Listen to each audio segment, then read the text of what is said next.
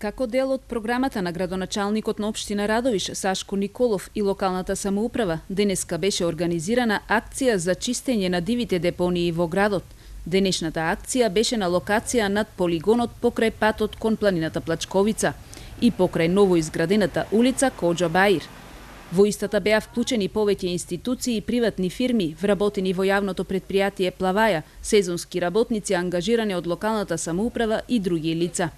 Ова е само една вовед во активностите кои што локалната самоуправа ќе ги спроведува во наредниот период, значи за чистење на сите дивостворени депонии на територијата на општина Радовиш.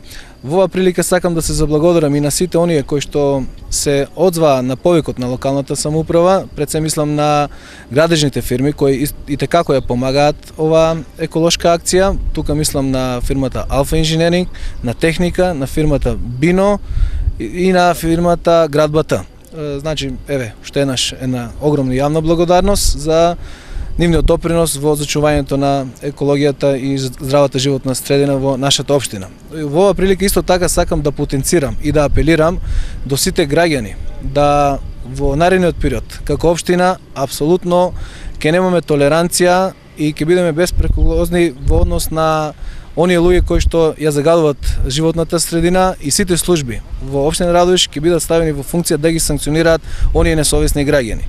Значи ќе немаме ниту еден момент или ни најмал простор да ги толерираме. Сите законски можности ќе ги исцрпиме да ги казниме и санкционираме тие прекршители на законот, односно загадувачите на нашата животна средина.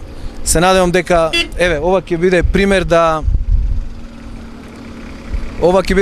да и останатите граѓани ја пробудат својата свест и да се однесуваат одговорно кон зачувањето на она што значи здрава животна средина.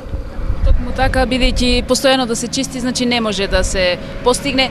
Дали до толку е овде значи фрлано отпадоци да мора толкова механизација да биде вклучена? Да. И сами гледате дека огромна механизација е вклучена со цел да се расчисти и тоа не го работиме само денес, ова ќе го работиме во континуитет неколку денови со цел да овој огромен шут кој што е депониран, подолго време претходно да го исчистиме во целост. Се планира поставување на табли, но главното е да се обидеме сите заеднички да ја пробудиме свеста кај секој од нас. Не можеме да не забележиме токму на ново изградената улица и таа е веќе покрај полигонот, значи и таму е веќе загадено на Коџа Баир. Апсолутно. За жал таа е фактичката ситуација и несовесноста кај одредени поединци ствара ситуација да ја загрозуваме околината околу нас, но повторно ќе повторам дека апсолутно како општина и како началник нема да бидеме толерантни во ниту еден момент да ги санкционираме тие прекршители на овој закон за животна средина. И во оваа смисла за брзо време ќе оформиме и радарската служба во општината која ќе действува 24 часа на терен. Затоа превентивно апел до сите граѓани да размислат како и на кој начин ќе се однесуваат во наредниот период.